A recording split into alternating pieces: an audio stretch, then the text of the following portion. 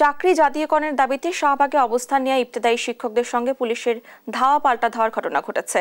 এই মুহূর্তে সেখানে আছেন সহকর্মী হাসান মাহমুদ, সরাসরি যুক্ত হব তার সঙ্গে। হাসান, শাহবাগে এখন কি অবস্থা দেখছেন, কি বলছেন শিক্ষকরা, আমাদের বিস্তারিত জানাবেন। ধন্যবাদ। আপনি যেমনটা বলছিলেন যে শাহবাগে চাকরি জাতীয়করণের দাবিতে স্বতন্ত্র ইবতেদায়ী মাদ্রাসার শিক্ষা যারা তারা কিন্তু ইতিমধ্যে রাস্তায় নেমেছে এবং আমরা দেখেছি তাদের যে আন্দোলন সেটি কিন্তু বেশ কয়েকদিন ধরে আসলে আন্দোলন চলছে। তারা প্রথমে জাতীয় প্রেস ক্লাবের সামনে কয়েক দফা আন্দোলন করে, এরপরেই কিন্তু তারা আজকে প্রধান উপদেষ্টা বরাবর একটি স্মারকলিপি প্রদান করার জন্য তারা কিন্তু যাওয়ার চেষ্টা করে। সেই ক্ষেত্রে তারা সেখান হাইকোর্ট থেকে টিএসসি হয়ে শাহবাগ দিয়ে প্রধান উপদেষ্টার কার্যালয়ের দিকে যাওয়ার কথা ছিল, কিন্তু শাহবাগের দিকে এসেই কিন্তু দুপুর 1টার দিকে তাদেরকে আটকে দেওয়া হয় এবং সেখানে যে পুলিশের ব্যারিকেড সেটি ভাঙার চেষ্টা করা হলে পুলিশ কিন্তু সেখানে তারা হস্তক্ষেপ করে এবং সাউন্ড গ্রেনেড নিক্ষেপ করে, কাঁদুনি গ্যাস নিক্ষেপ করে। এরপরেও যখন আসলে পরিস্থিতি নিয়ন্ত্রণ করতে না পারার কারণে তারা জল কামান নিক্ষেপ করে বলে এবং লাঠিচার্জ করে।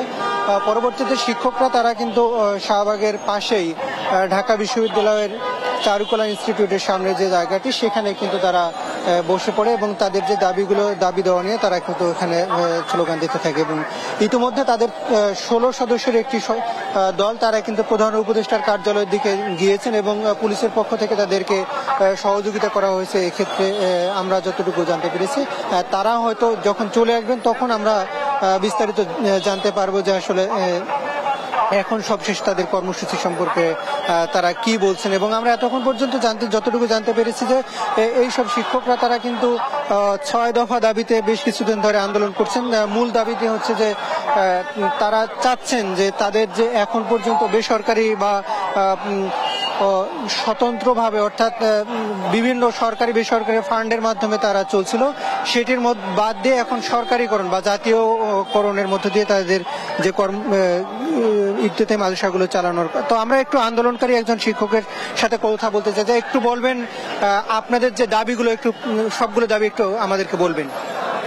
আমাদের দাবিগুলো হচ্ছে বাংলাদেশ সরকার 1978 সালে অর্ডিন্যান্স জারির মাধ্যমে এই ইবতেদায়ী মাদ্রাসা 1984 সালে মাদ্রাসা বোর্ড থেকে রেজিস্ট্রেশন প্রাপ্ত, একই পরিপত্রে 1994 সালে রেজিস্টার্ড প্রাইমারি আর ইবতেদায়ী মাদ্রাসা একই সাথে 500 টাকা করে বেতন ভাতা প্রদান করা হতো। ধীরে ধীরে আস্তে আস্তে রেজিস্টার্ড প্রাইমারি 2013 সালে এসে জাতীয়করণ হয়ে যায়। আমরা আজ পর্যন্ত ইবতেদায়ী মাদ্রাসা একটাও জাতীয়করণ হয়নি। আমরা প্রেস ক্লাবে অনেকবার আন্দোলন করেছি এবং বিভিন্ন সরকার আমাদেরকে আশ্বাস দিয়েছে, এই পর্যন্ত আমাদের কোনো সুরাহা করে নাই, জাতীয়করণ করে নাই, এমপিভুক্তি করে নাই। আজকে আমরা এইবার 19 তারিখ জানুয়ারির 19 তারিখ থেকে আন্দোলন কর্মসূচি এবং আমাদের মানববন্ধন স্মারকলিপি শুরু করেছি। আজকে 8ম দিন। 24 তারিখ সাংবাদিক সম্মেলনের মাধ্যমে, 25 তারিখ সাংবাদিক সম্মেলনের মাধ্যমে আমরা জাতিকে জ্বালিয়ে দিয়েছি। আজকে আমরা প্রধান উপদেষ্টা বরাবর স্মারকলিপি প্রদান করব আমাদের জাতীয়করণের উদ্দেশ্যে। ইতিমধ্যে আমরা চলমান এই আন্দোলন সুষ্ঠু সুন্দর পরিশ্রম সুন্দরভাবে চলে অবস্থায় আমাদেরকে পুলিশ বাহিনী জল কামান দিয়ে আমাদেরকে লাঠিচার্জ করে আমাদের অনেক শত শত শিক্ষককে আহত করেছে এবং আঘাত করেছে, মহিলা শিক্ষকদেরকেও আঘাত করেছে। এই পর্যন্ত আমাদের এই দাবি দেওয়া নিয়ে এখনো বর্তমানে আমরা রাজপথে আছি। ধন্যবাদ আপনাকে।